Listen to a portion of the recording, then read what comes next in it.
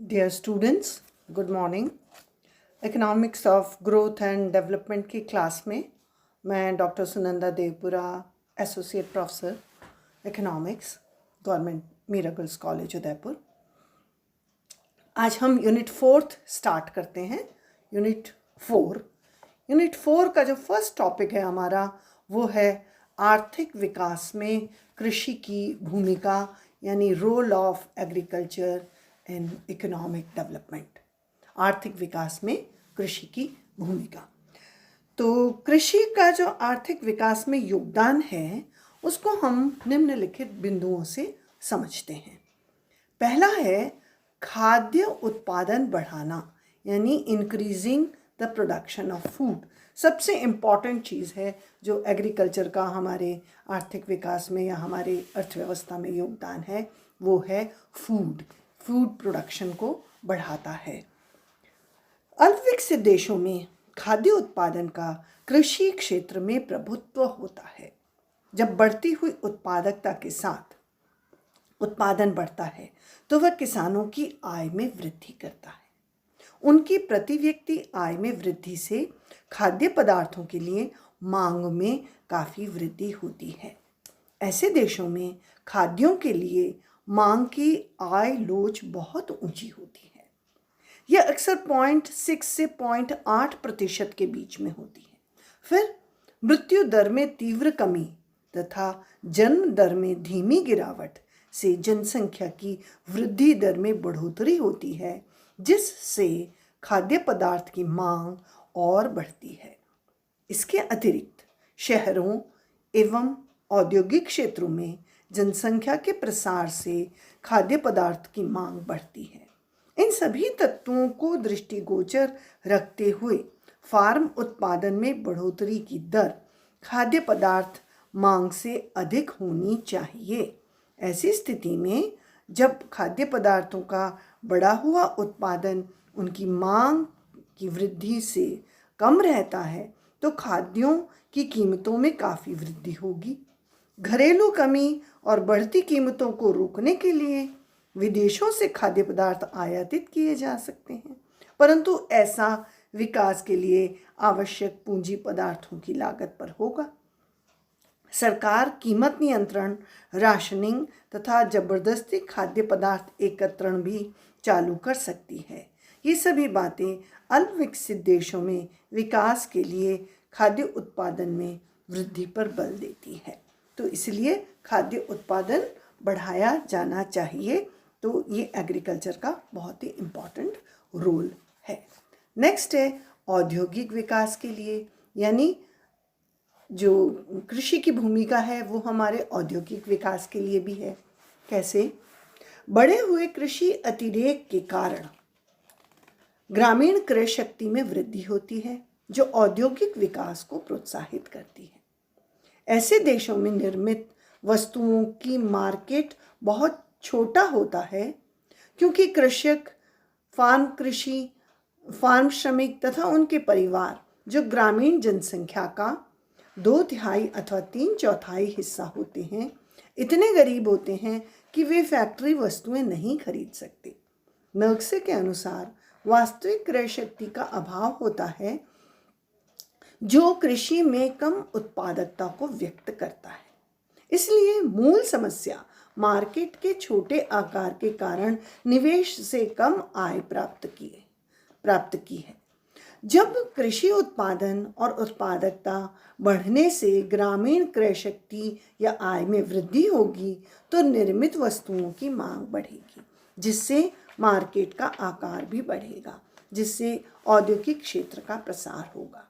फिर उर्वरक, अच्छे यंत्र, औजार, ट्रैक्टर, सिंचाई के साधन आदि आगतों की कृषि क्षेत्र में मांग बढ़ने से औद्योगिक क्षेत्र का और प्रसार होगा। इन सब के कारण औद्योगिक क्षेत्र का विकास होगा। और नेक्स्ट तीसरा है तृतीय क्षेत्र का प्रसार, यानी expansion of tertiary sector.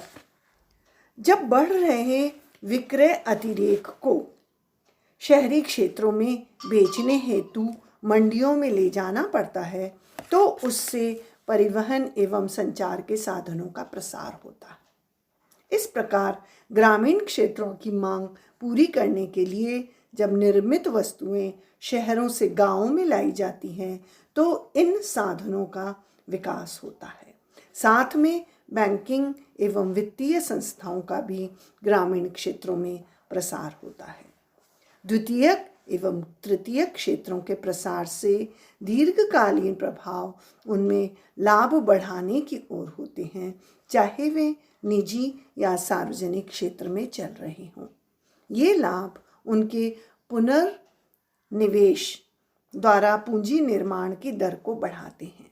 Kuznets इसे कृषि का मार्केट योगदान कहता है, जब कृषि दूसरों के साथ व्यापार करती है। नेक्स्ट बिंदु है विदेशी विनिमय अर्जन में वृद्धि, यानी increase in foreign exchange earnings. अल्पविकसित देश अधिकतर निर्यातों के लिए कुछ कृषि पदार्थों के उत्पादन में विशिष्टीकरण करते हैं। जब निर्यात योग्य वस्तुओं का उत्पादन और उत्पादकता बढ़ते हैं तो उनके निर्यातों में वृद्धि होती है, जिससे वे अधिक विदेशी विनिमय कमाते हैं। इस प्रकार कृषि अतिरेक से पूंजी निर्माण होता है।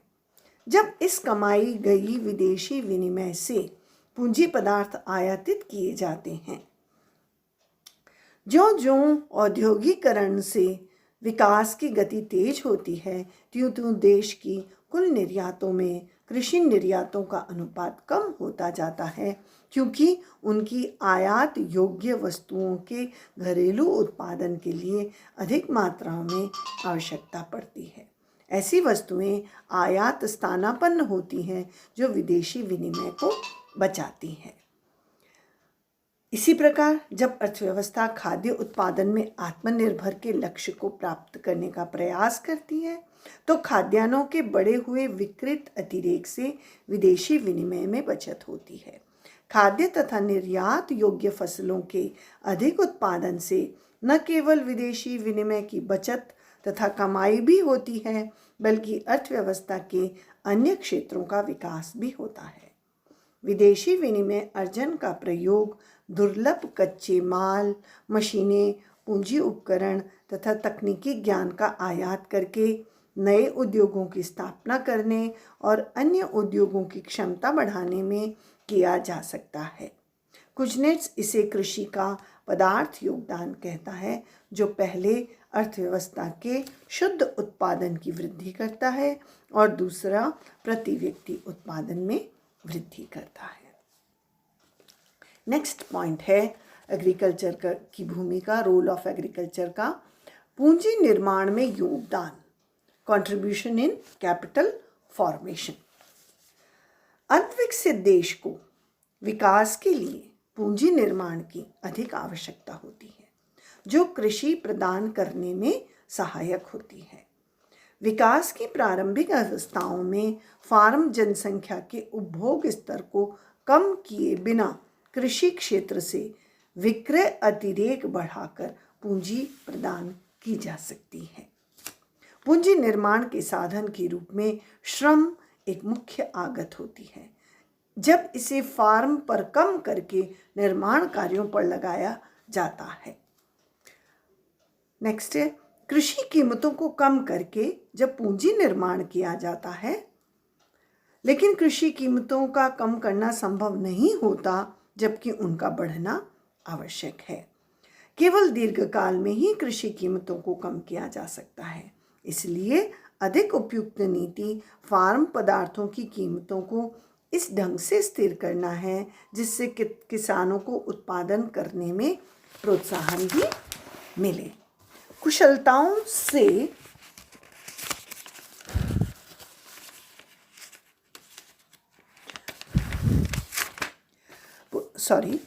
पूंजी निर्माण के लिए इससे बढ़िया तरीका फार्म प्राप्तियों को बढ़ाने का है। ऐसा बढ़ी हुई फार्म आय को कृषि कराधान, भूमि करों, कृषि आयकर, भूमि रजिस्ट्रेशन प्रभार, कृषि तकनीकी सेवाएं प्रदान करने पर फीस तथा अन्य प्रकार की कृषि सेवाओं पर फीस लगाकर जुटाया जा सकता है। इस प्रकार उन देशों में जहाँ कृषि प्रधान है, किसी भी रूप में कृषि पर कर लगाना कृषि अतिरेक को जुटाने के लिए आवश्यक है, ताकि आर्थिक विकास की गति तीव्र की जा सके। कुजनेट्स इसे कृषि का घटक योगदान कहता है, जब संसाधनों का अन्य क्षेत्रों में हस्तांतरण होता है, क्योंकि ये संसाधन उत्पादकीय घटक होते हैं। नेक्स्ट बिंदु है रोजगार बढ़ाना, यानी इंक्रीज इन एम्प्लॉयमेंट। कृषि ग्रामीण क्षेत्रों में रोजगार के सुअवसरों का प्रसार एवं विविधीकरण करती है। जब कृषि उत्पादकता एक फार्म आय में वृद्धि होती है, तो गैर फार्म ग्रामीण रोजगार का प्रसार तथा विविधीकरण होता है।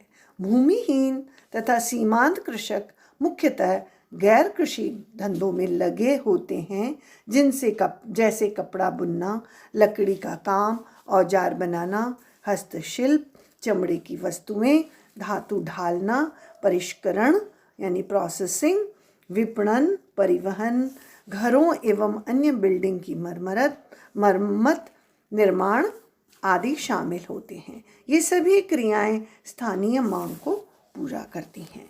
और नेक्स्ट पॉइंट आता है ग्रामीण कल्याण में सुधार, यानी इम्प्रूवमेंट इन रूरल वेलफेयर। ग्रामीण आमदनियों में वृद्धि जो विक्रय अतिरेक के कारण होती है, जिससे ग्रामीण कल्याण में सुधार होता है। ग्रामीण उच्च पौष्टिकता वाले पदार्थ जैसे अंडे, घी, दूध, मछली, फल, बढ़िया किस्म के अनाज आदि का अधिक मात्रा में उपभोग करना प्रारंभ करते हैं। वे पक्के और अच्छे घरों का निर्माण करते हैं, जिनसे वे सभी प्रकार की आधुनिक सुविधाएं जैसे बिजली, फर्नीचर, पंखे, टीवी, फ्रिज, ट्रांजिस्टर आदि लगाते हैं। वे स्वयं और अपने परिवार के लिए साइकिल, मोटरसाइकिल अथवा स्कूटर, घड़ियाँ, बने बनाए वस्त्र, जूते आदि भी खरीदते हैं। वे गांव में अनेक प्रकार की सेवाओं एवं सुविधाओं जैसे स्कूल, स्वास्थ्य केंद्र, सिंचाई, बैंकिंग, परिवहन, संचार आदि के लिए इंतजाम करके प्रत्यक्ष संतुष्टि प्राप्त करते हैं। इस प्रकार कृषि अतिरेक के बढ़ने का प्रभाव ग्रामीणों के रहन सहन के स्तर को ऊंचा करता है। तो ये सारे आर्थिक विकास में कृषि की भूमिका को बताते हैं। That is role of agriculture in economic development. I hope आप लोगों को ये टॉपिक समझ में आया है। नेक्स्ट क्लास में आगे हम इसी 4th यूनिट को कंटिन्यू करेंगे, नेक्स्ट टॉपिक्स लेते जाएंगे। सो आप इसको रिवाइज कीजिए और इसको लाइक कीजिए, यही आपकी अटेंडेंस रहेगी। So thank you so much.